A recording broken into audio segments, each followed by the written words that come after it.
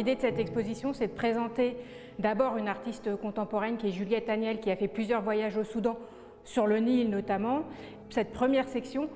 présente alors que des reproductions, puisque les œuvres originales sont exclusivement les œuvres de Juliette Agnel. Donc on a des reproductions de photographes normands en général, mais également de photographes étrangers dont les fonds sont en Normandie et qu'on présente dans cette exposition. Flaubert a accompagné Maxime Ducamp, qui est un des premiers à avoir une mission officielle de photographie en Égypte. Et donc en 49 et 51, ils sont partis pour un plus grand voyage qu'on appelait le voyage à l'Orient au XIXe siècle, et ils ont fait une escale. Ils sont restés 9 mois en Égypte et ils ont descendu et remonté le Nil, et Ducamp a photographié plus de 125 sites dont les négatifs sont conservés actuellement à la bibliothèque de l'Institut de France. Ici, je présente donc une série qui s'appelle Taharqa et la nuit, mais également une autre série qui s'appelle La lune noire, et donc ça fait partie d'une plus grande série qui s'appelle Les Nocturnes. Je cherchais à aller plus près des étoiles, en tout cas à les photographier, à m'en saisir, et ce qui m'intéressait finalement dans cette recherche autour des étoiles, c'était plutôt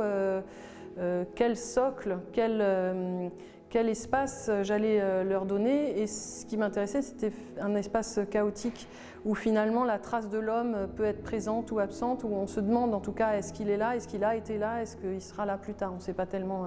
dans quel instant on est.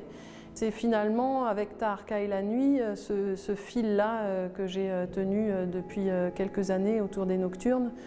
que j'ai continué de tirer, mais aussi grâce à Chantal Colleux-Dumont, qui est une personne qui m'a dit qu'il fallait que j'aille au Soudan, que c'était pour moi, et elle a réussi à formaliser. Et effectivement, cet espace archéologique,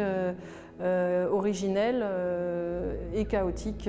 puisqu'en arrivant à Méroé, on ne sait pas tellement si ces petites pyramides viennent d'être englouties ou se désengloutissent chaque jour, ou alors si c'est une trace de l'histoire, ou alors c'est justement quelque chose qui va se passer plus tard.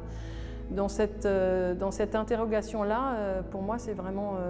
un lieu qui me parle, et notamment aussi le rapport aux étoiles, puisque chaque lieu est dirigé d'une façon précise, justement, suivant déjà le Nil, le cours du Nil, et aussi les étoiles.